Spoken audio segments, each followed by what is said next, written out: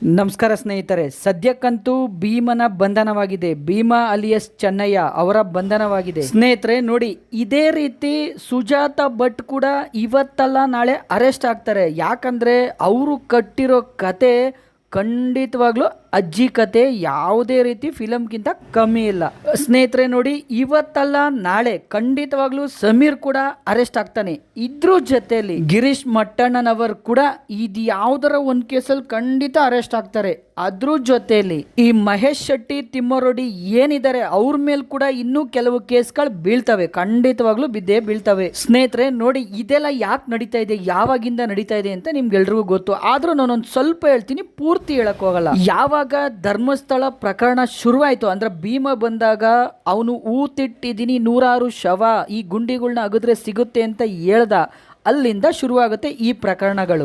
ಸ್ನೇಹಿತರೆ ನೋಡಿ, ಈ ಪ್ರಕರಣನ ಸೂಕ್ಷ್ಮವಾಗಿ ಬಿಜೆಪಿ ಪಕ್ಷ ಗಮನಿಸ್ತಿತ್ತು. ಯಾಕಪ್ಪ ಅಂದ್ರೆ ನೋಡಿ, ಈ ಬಿಜೆಪಿ ಪಕ್ಷ ಹೇಳುತ್ತೆ ಈ ಪ್ರಕರಣದಲ್ಲಿ 13 ಸ್ಪಾಟ್ ಅಂದ್ರೆ ಈ 13 ಗುಂಡಿ ತೋಡದ್ಮೇಲೆ ಬಿಜೆಪಿ ಎಂಟ್ರಿ ಆಗುತ್ತೆ. ಯಾಕಂದ್ರೆ ಇಷ್ಟೊಳಗಡೆ ಏನು ಸಿಕ್ಕಿಲ್ಲ. ಸ್ನೇಹಿತರೆ ನೋಡಿ, ಇಲ್ಲೊಂದು ಇಂಟ್ರೆಸ್ಟಿಂಗ್ ಸುದ್ದಿ ಇದೆ. ಏನಪ್ಪ ಅಂದ್ರೆ ಜಸ್ಟಿಸ್ ಫಾರ್ ಸೌಜನ್ಯ ಅಂತಿದ್ದವರೆಲ್ಲ ಜೈಲು ಪಾಲಾಗಿದ್ದಾರೆ. ಯಾಕಂದ್ರೆ ಇಷ್ಟು ಗುಂಡಿ ತೋಡದ್ಮೇಲೆ ಅದೇನೋ ಬೆಟ್ಟ ತೋಡಿ ಒಂದು ಇಲಿ ಕೂಡ ಹಿಡಿಯಕ್ಕಾಗಿಲ್ಲ ಅನ್ನೋ ತರ ಆಗ್ಬಿಟ್ಟಿರುತ್ತೆ ಇವ್ರ ಪರಿಸ್ಥಿತಿ. ಸ್ನೇಹಿತರೆ ನೋಡಿ, ಯಾವಾಗ ಬಿಜೆಪಿ ಬೆಂಗಳೂರಿಂದ ಧರ್ಮಸ್ಥಳಕ್ಕೆ ರ್ಯಾಲಿ ಹೋಗುತ್ತೋ ಒಂದು 400 ಕಾರಲ್ಲಿ ನೋಡಿ, ಸಿಎಂ ಸಿದ್ದರಾಮಯ್ಯ ಅವರು ಮಾತಾಡ್ತಾರೆ. ಏನಂತ ಮಾತಾಡ್ತಾರೆ ಅಂದ್ರೆ ನೋಡಿ, ವೀರೇಂದ್ರ ಹೆಗಡೆ ಅವರೇ SIT ನ ಒಪ್ಕೊಂಡಿದ್ದಾರೆ. ಅವರು ಒಪ್ಕೊಂಡ್ಮೇಲೆ ಬಿಜೆಪಿ ಇದ್ರ ಬಗ್ಗೆ ಮಾತಾಡೋ ಅವಶ್ಯಕತೆ ಇಲ್ಲ. ಈ 13 ಜಾಗಗಳಲ್ಲಿ ಏನು ಸಿಕ್ಕಿಲ್ಲ ಅಂದಮೇಲೆ ಬಿಜೆಪಿ ಮಾತಾಡಿರೋದು. ಅದಕ್ಕಿಂತ ಮುಂಚೆ ಬಿಜೆಪಿ ಸೈಲೆಂಟ್ ಆಗಿತ್ತು ಅಂತ ಸಿಎಂ ಸಿದ್ದರಾಮಯ್ಯ ಅವರು ಹೇಳ್ತಾರೆ. ಸ್ನೇಹಿತರೆ ನೋಡಿ, ಧರ್ಮಸ್ಥಳದಲ್ಲಿ ಯಾವಾಗ ಭೀಮ ಬರ್ತಾನೆ ಇಡೀ ದೇಶನೇ ನೋಡುತ್ತೆ, ಏನ್ ಸಿಗುತ್ತೆ, ಮೂಳೆ ಸಿಕ್ಬಿಡ್ತಾವ, ಏನ್ ಸಿಕ್ಬಿಡ್ತವೆ ಅಂತ.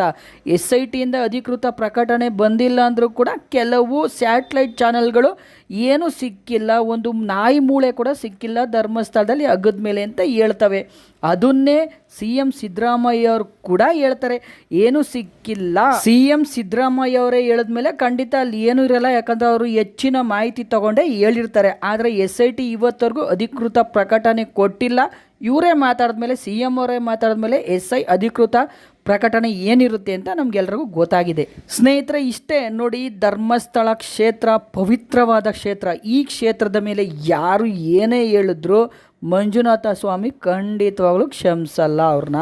ನಮ್ಮದೊಂದು ಚಿಕ್ಕ ಬೇಡಿಕೆ ಏನಪ್ಪ ಅಂದರೆ, ಈ ಸರ್ಕಾರ ನೋಡಿ, ಈ ಭೀಮನ ಮೇಲೆ SIT ಮಾಡಿ ಇಷ್ಟೊಂದು ಇಂಟ್ರೆಸ್ಟ್ ತೋರಿಸುವ ಸರ್ಕಾರ ಖಂಡಿತವಾಗಿಯೂ ಸೌಜನ್ಯ ಪ್ರಕರಣನ ಮರು ತನಿಖೆಗೆ ಅವರು ಮನೆಯವರು ಹೇಳಿಕೆ ಕೊಟ್ಟರೆ ಯಾಕೆ ಮರು ತನಿಖೆ ಮಾಡಬಾರ್ದು, ಇದೇ ಥರ ನ್ಯಾಯ ಯಾಕೆ ಸಿಗಬಾರದು? ನೋಡಿ ಸ್ನೇಹಿತರೆ, ಈ ಪ್ರಕರಣದಲ್ಲಿ ಯಾರೇ ಆದರೂ ಸರಿ, ದೊಡ್ಡವರೇ ಆದರೂ ಸರಿ, ಚಿಕ್ಕವರೇ ಆದರೂ ಸರಿ, ಎಡಪಂಥೀಯರು ಸರಿ, ಬಲಪಂಥೀಯರಾದರೂ ಸರಿ, ಯಾರಾದರೂ ಸರಿ ತಪ್ಪು ಮಾಡಿದ್ದಾರೆ ಅಂದಮೇಲೆ ಹಿಂದೆಗಡೆ ಇದ್ದವ್ರಿಗೆ ಖಂಡಿತ ಶಿಕ್ಷೆ ಆಗಲೇಬೇಕು.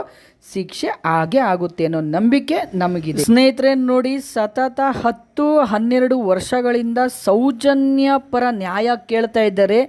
ಯಾಕೆ ಈ ಥರ ಅವ್ರಿಗೆ ನ್ಯಾಯ ಸಿಗ್ತಾ ಇಲ್ಲ?